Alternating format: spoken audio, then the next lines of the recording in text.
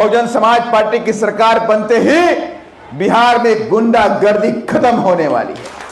पहला काम गुंडागर्दी, बॉर्डरों को सील किया जाएगा और गुंडों, मवालियों, माफियाओं को भागने का मौका नहीं दिया जाएगा। और चैलेंज के साथ में आपको आगे बढ़ना है और आने वाले चुनाव में कह देना है, चढ़ गुंडों की छाती पर।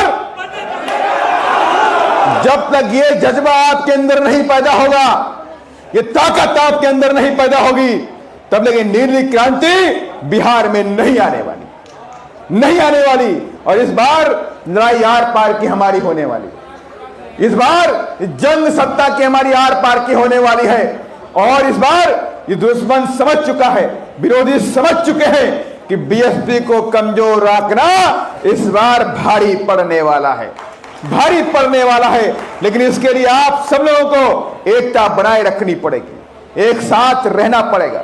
बड़ी चालाकी से बहुजन समाज पार्टी को कमजोर करने के लिए आरएसएस और बीजेपी और कांग्रेस के लोगों ने बहुजन समाज की विभिन्न जातियों के अंदर अलग अलग जाति पार्टी पैदा कर दी। आज जब बहुजन समाज पार्टी पूरे देश के अंदर बहुजनों के हक अधिकार की लड़ाई लड़ने का काम करती है, तो अन्य तमाम छोटी छोटी जातियों की पार्टी की कोई जरूरत इस देश में नहीं होनी चाहिए। लेकिन बात यही है कि फूट डालो और राज करो, फूट डालो राज करो की नीति पर आरएसएस और बीजेपी और कांग्रेस के लोगों ने इस देश में जातीय पार्टियों का निर्माण करवाया है। कोई आज सहानी की पार्टी बनाए घूम रहा है, तो कोई राजभर की पार्टी बनाए घूम रहा है, कोई पासवान की पार्टी बनाए घूम रहा है, कोई मांझी की पार्टी बनाए घूम रहा है, कोई यादव की पार्टी बनाए घूम रहा है, कोई कुर्मी की पार्टी बनाए घूम रहा है। लेकिन एक सब मकसद क्या हुआ? मकसद साफ हो गया कि छोटी छोटी पार्टियां अपने समाज को कमजोर करने में लगी हुई है। अगर ये पार्टियां, आप सभी लोग ठान ले कि हमारे हकों की लड़ाई पूरे देश के अंदर, कश्मीर से लेके कन्याकुमारी, आसाम से लेके गुजरात तक, कच्छ तक बहुजन समाज पार्टी लड़ने काम करती है, तो हमारा एक एक वोट अपनी पार्टी बहुजन समाज पार्टी को जाएगा। उसी दिन ये जो कांग्रेस और बीजेपी के लोगों ने, तमाम अन्य पार्टी के लोगों ने जो अपने एजेंटों की पार्टियां खोल रखी हैं, उनकी दुकानें हमेशा के लिए बंद हो जाएंगी। और उसी दिन आपको इस देश के अंदर ताकत मिल जाएगी, उसी दिन आपको ताकत मिलने वाली है। बाबा साहब ने साफ बोला था, मेरे उपदेशों को सुनो, शिक्षित बनो, संघर्ष करो और संगठित रहो। बाबा साहब ने कहा कि मेरे बच्चों, आपको अपने घर में ये नहीं देखना है कि आपके घर में रोटी है कि नहीं है। अगर आपके घर में एक रोटी है तो अपने बच्चों के लिए खिला देना, आप आधी रोटी खा लेना, लेकिन अपने बच्चों को शिक्षित जरूर कर देना, उनको शिक्षा दिलाना पूरी ताकत के साथ में। अगर आपको भूखे पेट रहना पड़े तो भूखे पेट रहना, लेकिन अपने बच्चों को शिक्षा जरूर देना का काम करना। और मेरी समझ से यहाँ जितने भी लोग बैठे हुए हैं, सभी लोग बाबा साहब को मानने वाले हैं कि नहीं है? जो सब लोग बाबा साहब के मानने वाले लोग हैं, तो हमें बाबा साहब की बताए हुए रास्ते पे भी चलने की जरूरत है। जब बाबा साहब ने कह दिया शिक्षा हमारा द्वार है, शिक्षा से ही हमारा सब कुछ मिलने वाला है, तो हम अपने बच्चों को शिक्षित करूंगा। और बाबा साहब ने कहा शिक्षा वो शेरनी का दूध है जो पिएगा वो दहाड़ेगा, जो पिएगा दहाड़ेगा। अगर आप शिक्षित नहीं हैं तो आप आगे नहीं बढ़ सकते।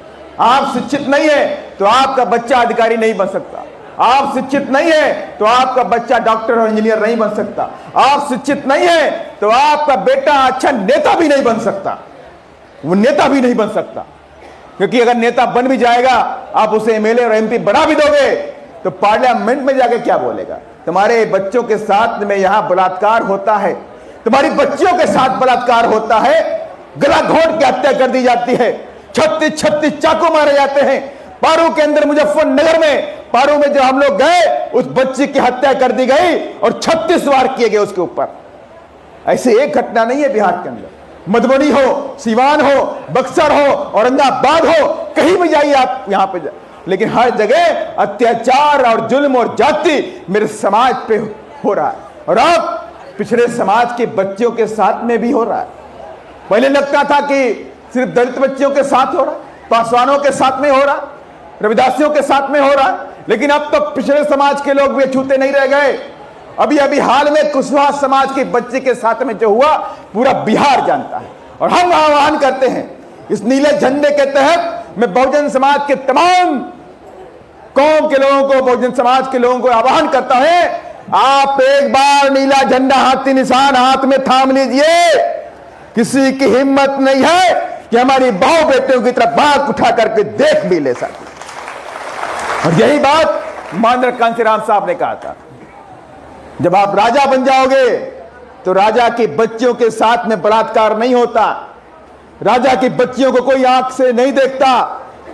इसलिए मैं आपसे कहना चाहता हूं, बाबा साहब ने कहा था, बाबा साहब की मूर्ति हम लोग देखते हैं और बाबा साहब की मूर्ति में दो बातें खास होती हैं। बाबा साहब का इशारा दाहिने हाथ का इशारा होता है कि नहीं होता?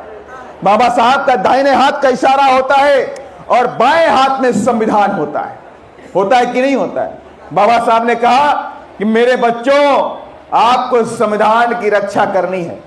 जब तक तुम्हारे शरीर में खून का आखिरी कतरा है तब तक मेरे बच्चों अपने संविधान की रक्षा आपको करनी पड़ेगी। ये बात बाबा साहब ने कहा। और ये भी कहा कि जाओ मेरे बच्चों, उस टेम्पल ऑफ पावर पे कब्जा कर लो, capture the temple of power for your emancipation. जाओ मेरे बच्चों, वो शक्ति का मंदिर क्या है? वो शक्ति का मंदिर लोकसभा है, राज्यसभा है। जिस दिन आप उस पे सत्ता पे काबिज हो जाओगे, उस पे कब्जा कर लोगे, उसी दिन आपके जीवन के सारे दुख और तकलीफ खत्म हो जाएंगे। यही तो बाबा साहब ने बोला। बाबा साहब ने कभी अपने लिए नहीं बोला, अभी गाना के माध्यम से तमाम साथीगणों ने बोला कि राज रतन जब खत्म हुआ तो बाबा साहब के पास कफन के पैसे भी नहीं थे। माता रमाबाई पकड़ लेती बाबा साहब को, अरे तुम्हारा ये बच्चा भी खत्म हो गया, तुमने इसका नाम रखा था राज रतन। बहुत शान से बोलते थे कि मेरा बेटा आगे बढ़ेगा और बड़ा होकर के देश पर राज करेगा, और इसलिए तुमने उसका नाम राज रतन रखा था। लेकिन आज क्या हुआ? आज तुम्हारे कामों की वजह से ये मेरा बेटा भूख और बिना दवाइयों के आज ये भी खत्म हो गया। बाबा साहब फूट फूट के रोने लगे। माता रमाबाई ने कहा, ठीक है, आप जो काम कर रहे हो मैं उसको रोकने वाली नहीं हूं, कम से कम अपने बच्चे के कफन की व्यवस्था करो। बाबा साहब ने कोट में हाथ डाला। बाबा साहब की जेब में एक पैसा भी नहीं था। बाबा साहब के पास एक पैसा भी नहीं था। और बाबा साहब को कमजोर नहीं थे।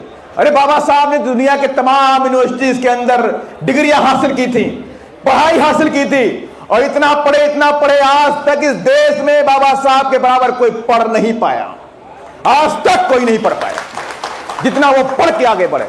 और चाहते तो किसी राजा महाराजा या विदेश के अंदर बड़ी से बड़ी नौकरी कर लेते, लेकिन बाबा साहब ने कहा, नहीं, मुझे तो अपने समाज के जो गुलामी की जंजीरें हैं उसे निस्त नाबूद करनी है, उसे तोड़नी है, उसे खत्म करनी है। मैंने पढ़ाई अपने लिए नहीं की है, मैंने पढ़ाई अपने समाज के लिए करी है।